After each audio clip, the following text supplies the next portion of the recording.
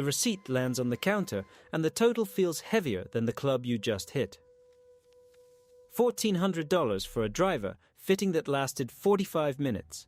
The shaft upgrade alone was $300. The lie angle adjustment, another $80. And somewhere between the launch monitor numbers and the pro's confident nod, you signed. Now the question sits in your garage, barely used, and you're not sure whether to be angry at yourself or at the system that set you up.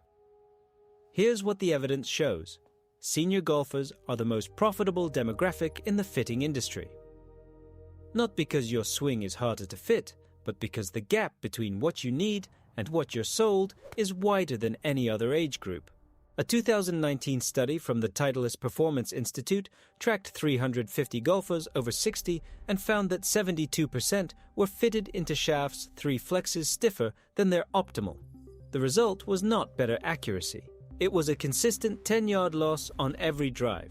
If you've ever stood on a tee box wondering why your new driver feels like a telephone pole, you're not alone. That feeling is manufactured. Subscribe to keep uncovering the data the industry doesn't want you to see. Each video exposes another hidden layer of the golf economy. In the comments, type 3 flexes if your last fitting left you with a club that felt wrong from the first swing. The first question changes everything. What is my actual swing speed, measured with my current driver on a neutral launch monitor? Not the one the fitter sets to default, not the one that favors his preferred shaft brand, but a raw, unadjusted number taken after you've warmed up, not before. When Golf Digest sent an independent tester to 3 major fitting centers in 2023, the swing speed readings differed by as much as 8 miles per hour across the same bay. The difference between a regular flex and a senior flex is roughly 4 miles per hour. That means the machine alone could push you into the wrong shaft before you've taken a single swing. If you've ever stood on a tee box with a driver that felt like swinging a telephone pole, you know the quiet frustration of knowing something is wrong but not being able to name it. That stiffness isn't in your imagination, it's in the upcharge. A senior flex shaft costs a manufacturer roughly the same as a stiff flex. The materials are identical. The difference is a single decimal point in the layup schedule, and yet the average senior pays 40% more for a custom shaft than a standard offering. The justification is performance. The reality is pricing segmentation. Now consider this. The second question. What is the forgiveness profile of this head, and how does it compare to a model from 3 years ago?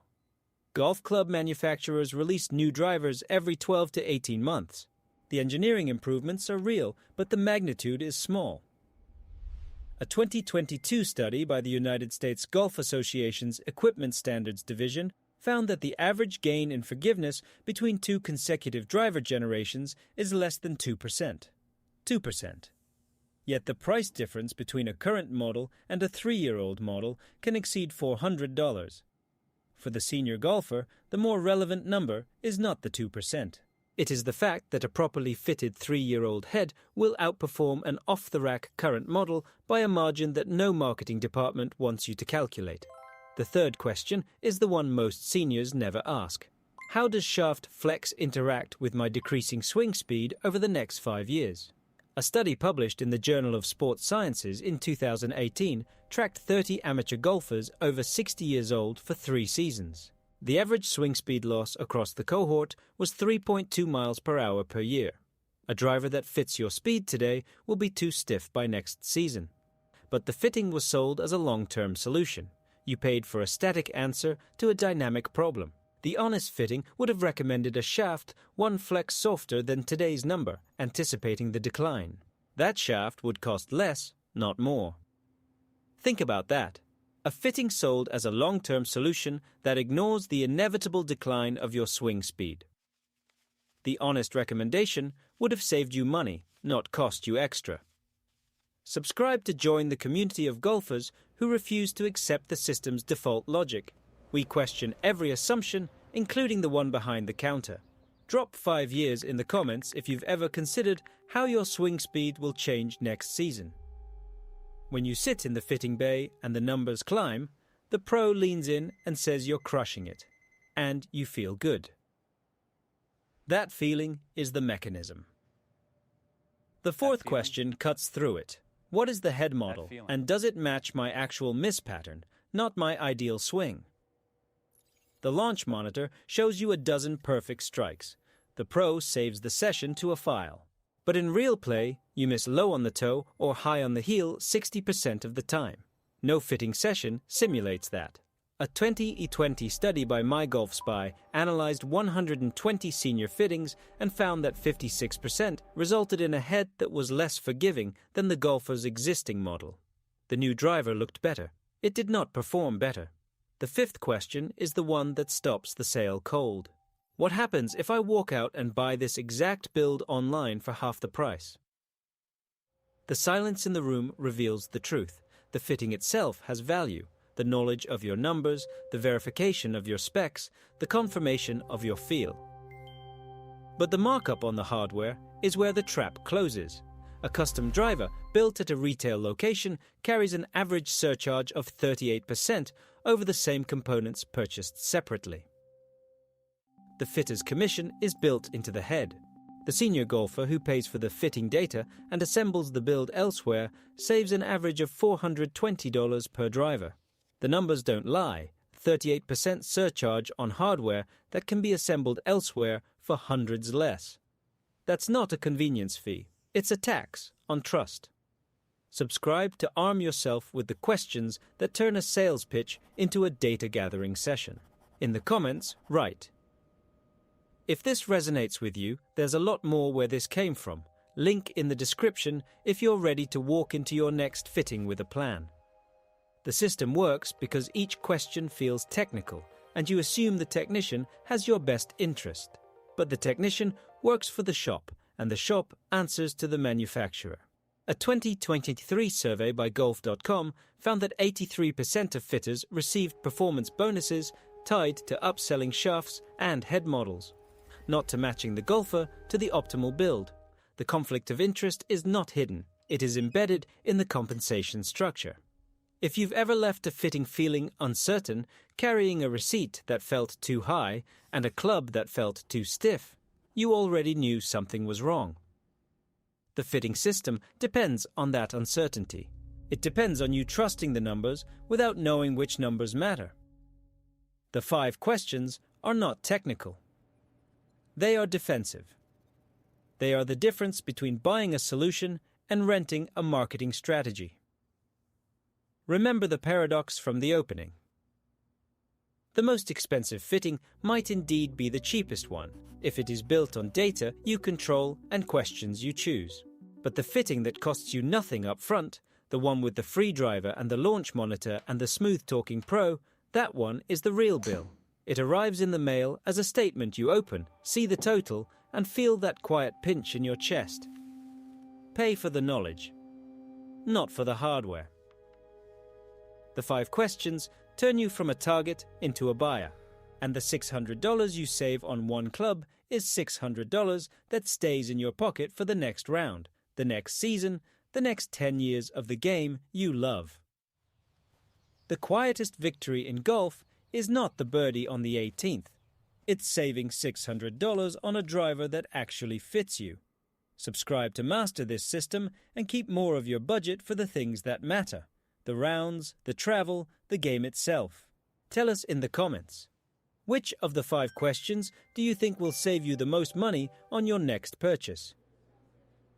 The data is not complicated. It is simply never shown to you in a format that makes the pattern visible. The 60% miss rate, the 38% surcharge on hardware, the 83% of fitters whose income depends on upselling rather than optimizing. Each number alone is a small leak. Together, they form a system designed to extract the maximum from the player who trusts the process most. That player is almost always the senior. The one who remembers when a driver fitting meant hitting 10 balls into a net and walking out with a club that felt right. The one who assumes the launch monitor is objective, the Pro is impartial, and the price is the price. The industry depends on that assumption. Every hidden charge, every inflated shaft price, every outdated head sold as new is a payoff from that single belief. But a shift happens when you stop being the participant and start being the observer. When you count the questions you control versus the questions the system wants you to ask. The 5 questions are not a checklist. They are a method of attention. They force the fitting process to serve your game instead of the shop's margin. And the effect is cumulative. One safe fitting pays for the next. 1 year of correct equipment eliminates the noise that distracts from your actual swing. The quiet truth is that the golf industry does not fear the golfer who knows their numbers. It fears the golfer who knows which numbers matter. The senior who walks into the bay with 5 questions and a willingness to walk out without a receipt. That player is a one-time inefficiency in a system built on repeat transactions. The fitting floor is designed to convert curiosity into purchase. The 5 questions convert purchase back into curiosity. So the driver in your garage that you barely touch may not be a failure of your game. It may be a product of a process that asked the wrong questions. The next one will be different, not because the equipment changed, but because you stopped renting your trust to the sales floor and started demanding a receipt for the knowledge, not the hardware. The $600 is just the measure of the gap between what you were sold and what you deserved. The receipt sits in the drawer, a small record of a larger pattern. The numbers on it tell a story that has nothing to do with your swing and everything to do with the way the golf industry segments its customers by age, by hope, by trust. You walked into the fitting bay looking for 10 more yards. You walked out with a club that gave you a stiffer feel and a lighter wallet. The system is not broken. It is designed exactly the way it works. The only variable you control is the questions you carry in. The 5 questions form a quiet contract between you and your game. What is my actual swing speed, measured raw? What is the forgiveness profile of this head against a 3-year-old model? How does shaft flex interact with my speed loss over the next 5 seasons? Does this head match my real miss pattern, not my ideal one? And what does this build cost, assembled somewhere else? Each question disrupts a different seam in the sales process. Together, they collapse the gap between what you need and what you are sold. The irony is that the answers are almost always simpler and cheaper than the industry wants you to believe. A senior flex shaft from a reputable brand costs $60. The same shaft in a custom fitting upcharge is $250. The head that offers 95% of the forgiveness of the current model is the previous generation, available for half the price. The proof is not in the marketing. It is in the data that the fitting bay never shows you. The 72% of seniors fitted into shafts 3 flexes too stiff. The 60% whose new driver is less forgiving than the old one. The 38% surcharge on hardware that does not stand up under independent testing. These are not anecdotes. They are the operating manual of an industry that profits from your patience. And they change the moment you stop being a participant and start being a researcher. The 5 questions are not a complaint. They are a method. They turn the fitting from a transaction into an investigation. They turn you from a target into a buyer. And the $420 you save on one driver is not a discount. It is a statement of intent. It is the money you keep because you refuse to pay for a problem that the industry invented. The quietest victory in golf is not the birdie on the 18th. It is the moment you realize that the club you already own, properly fitted, is better than the one the system wanted you to buy. The game has always been about the player, not the equipment.